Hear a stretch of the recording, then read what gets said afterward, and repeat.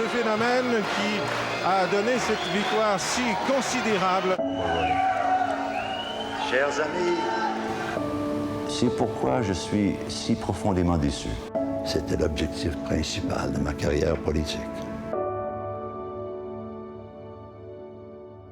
Nous pouvons bâtir une situation de prospérité pour notre cher Québec dans un Canada très fort, très prospère et profondément uni. Ça, c'est l'objectif.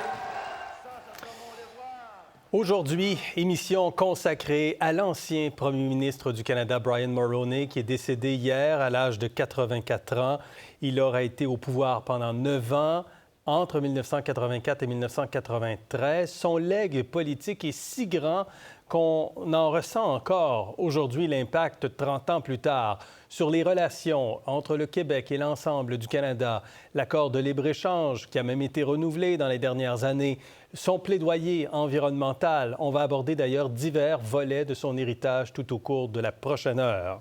Brian Mulroney aura droit à des funérailles d'État, évidemment. Les détails seront communiqués au cours des prochains jours, mais déjà, les hommages se comptent par centaines, d'un océan à l'autre, évidemment, mais également aux États-Unis, en Afrique du Sud, et à Ottawa, et à Québec, et à Bécomo, sa ville natale. Les drapeaux sont en berne, signe que Brian Mulroney a laissé sa marque autant au Canada qu'à l'étranger. La réalité, c'est que c'était un homme d'État qui se dévouait au Canada et qui mettait tout d'abord ce service envers son pays avant la partisanerie. Pour moi, Brian Mulroney a été un grand premier ministre.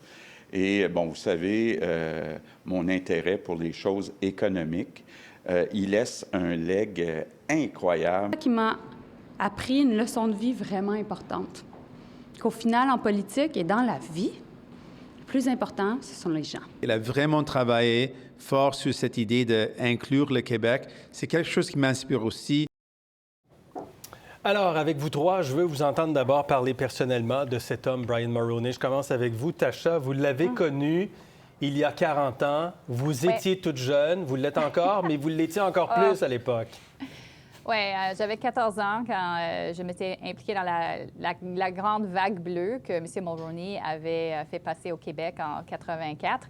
Et c'était la première campagne politique que moi j'avais faite. Je l'avais rencontré lors de cette campagne, tout le monde l'avait à un moment donné. Mais après, quand je m'étais impliquée avec les jeunes conservateurs, c'était là où j'avais eu l'occasion de lui parler en tant que jeune militante progressiste conservatrice. Il prenait les jeunes au sérieux. C'était quelqu'un qui les traitait pas simplement de porteurs de pancartes. Il était vraiment intéressé à ce qu'on voulait faire, savoir, penser. Il nous donnait beaucoup d'espace dans le parti et on se sentait valorisé. Par la suite, j'ai gardé le contact avec lui jusqu'à toute ma vie, essentiellement. Je le considère un mentor politique. Ma dernière expérience, c'était il y a 2 ans, quand j'ai sorti mon dernier livre. Je lui ai demandé, est-ce que vous seriez de passage à Montréal? Viendrez-vous peut-être faire une allocution? Il dit, of course, my dear, au téléphone. Ouais. Et je ne vais jamais encore entendre cette voix encore. C'est un peu étrange, mais c'est un grand homme et il nous manque. Et il fait partie de votre album photo également parce que... Oui. Non, mais on va regarder quelques-unes des photos de votre histoire parce que vous avez tellement bien connu Brian Mulroney, donc vous l'avez croisé, vous avez discuté avec lui, vous avez participé comme militante au Parti progressiste conservateur. Donc, il fait partie intrinsèque de votre vie et de votre engagement en politique également. Oui, et c'est quelqu'un qui a vraiment, je pense que ça s'est bien dit au début, c'était, Doug Ford l'a dit, il avait une façon de monter les gens, de les rassembler, si tu avais une mauvaise journée ou même juste simplement rallier les troupes, c'était un leader pour lequel tu voulais travailler. C'était vraiment quelqu'un qui inspirait. Et je pense que c'est là, oui, certainement, moi et tous les gens que vous avez montrés qui sont encore engagés dans la vie publique d'une façon ou d'une autre. Je pense que c'est un testament à lui et son influence parce qu'on s'était formés à cette époque pendant son mandat. Mm-hmm. Et oui, il y a plein d'histoires personnelles aussi d'autres gens qui sont sortis sur Facebook et autres dans les derniers jours, dans la dernière journée d'ailleurs. Alors, ça démontre vraiment l'impact humain qu'il a eu sur tant de gens. Oui. Rodolphe, vous l'avez connu il y a une quinzaine d'années de votre côté. Oui, en 2009, j'avais 27 ans.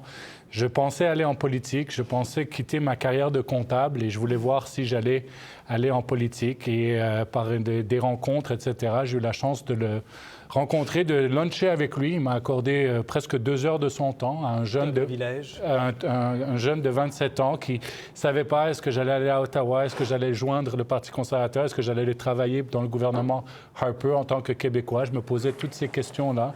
Et avec cette voix qu'on connaît tous et avec cette... Vous savez, quand vous parliez à Brian Mulroney, en tout cas, j'ai vécu ce moment-là, je me pensais, ça veut dire... Et j'étais comme... Je me sentais, je me disais, c'est extraordinaire d'être en face de lui. Et il s'intéressait exactement, il essayait de me donner des conseils de personnel, etc. Qu'est-ce que je voulais faire? Et aussi, en tant que Québécois et tout, je me posais des questions en me disant, bon, comment je fais pour aller comme ça à Ottawa en tant que Québécois, conservateur, plus progressiste, mais dans un gouvernement à l'époque de Stephen Harper. Donc, toutes des choses comme ça. Et il m'a donné certains conseils. Et ensuite, j'ai travaillé sur le libre-échange, l'accord de libre-échange Canada-Europe. Et j'ai eu un moment qui était aussi très intéressant parce qu'on a eu un accord de principe à Montréal en 2013. Brian Mulroney et Stephen Harper ont été sur la même scène. Le premier ministre Harper avait demandé au premier ministre Mulroney de venir. Et en fait, c'était intéressant parce que les deux se disaient, bon, lequel a fait le plus grand accord? Bien évidemment, c'était Brian Mulroney, mais il y avait une petite complicité avec le premier ministre Harper qui disait, bon, c'est un grand accord, mais mon accord sera peut-être plus grand. Et M. Mulroney a vraiment rigolé, a dit, we'll see about that. Mais c'était un moment de complicité. L'histoire le dira. Oui, l'histoire le dira, Exactement. mais ce moment de complicité entre le premier ministre Harper et le premier ministre Mulroney, j'ai été témoin de ça et c'est un moment aussi touchant. Et également une photo dans votre album qui a grande valeur. C'est en quelle année, ça, Rodolphe? 2009. 2009, j'avais 27 ans. Antoine, votre père a été ministre, Jean Charest a été ministre sous Brian Mulroney. Il est devenu ensuite le chef du Parti progressiste conservateur. On présume que vous avez connu Brian Mulroney de près et jeune. Jeune, je pense qu'un des premiers souvenirs d'une personnalité politique, c'était Brian Mulroney. Puis jeune pour, je pense, pour bien des conservateurs, pour Tasha, mais pour Rudy, puis pour bien des gens, Mulroney, c'est un modèle. C'est un modèle d'excellence en politique. Puis Mulroney, pour moi, c'est un tempérament, c'est le courage, c'est une vision. Puis c'est une vision à long terme pour le pays, pour le Canada. C'est pas rien. Mais c'est aussi des convictions. Quand je pense... à sa tentative de réintégrer le Québec dans le giron constitutionnel, par exemple, à ses politiques économiques, je pense à la TPS, c'était une vision conservatrice sur le long terme. Puis j'ai envie d'oser le mot, chez Brian Mulroney, mais chez d'autres aussi, mais chez Brian Mulroney en particulier, on sentait la passion du Canada. On sentait un amour qui était sincère du Canada. Et un chroniqueur a écrit, Mulroney n'était pas simplement bilingue, Mulroney n'était pas simplement québécois, Mulroney était biculturel. Il y croyait. Puis biculturel au sens le plus large possible. Et je connais bien ses enfants, Caroline, Marc, Ben, Nicolas, qui sont des enfants extraordinaires. Son épouse, qui a été son roc, qui a été son pilier, Mila Mulroney. Franchement, ça a été... Mulroney, c'est aussi une famille. Franchement, c'est un merveilleux modèle. J'ai eu le plaisir d'aller au lancement du livre de Tasha à Montréal. C'est cette photo qu'on va voir parce que vous avez... À ce moment-là, oui. Oui, on va la voir, la photo, dans un instant. Parlez-nous de cette photo qui est quand même extraordinaire, Antoine. Alors, je pense que c'était au lancement du livre de Tasha à Montréal et je chuchotais avec lui et je lui ai demandé « Comment allez-vous? » Et il m'avait dit « Oh, ça va. » Je sentais l'hésitation en lui. Et comme bien des gens... La magie de la photo aussi fait en sorte que c'est un... On réussit avec une photographie. De là, l'importance encore de faire de la photographie. Puis je salue mon ami Yvan Oué ici à Radio-Canada. Ça montre quelque chose. Ça va chercher un instant, un moment qui montre une connivence, une intimité. Il est né le 20 mars. Moi, je suis né le 20 mars aussi. Je suis poisson comme lui. Ah! Pas tout à fait la même année, mais ça crée quand même un lien particulier. Pas tout à fait la même année, mais il faut le dire. Rencontrer Mulroney, c'est rencontrer une personnalité historique. C'est le sentiment que bien des gens ont, et c'est intimidant. Quand bien même on le connaissait bien, quand bien même on l'avait rencontré à plusieurs reprises, on avait l'impression de parler à quelqu'un qui avait fait l'histoire. Pour voir nos émissions en entier, rendez-vous sur la chaîne Ici RDI.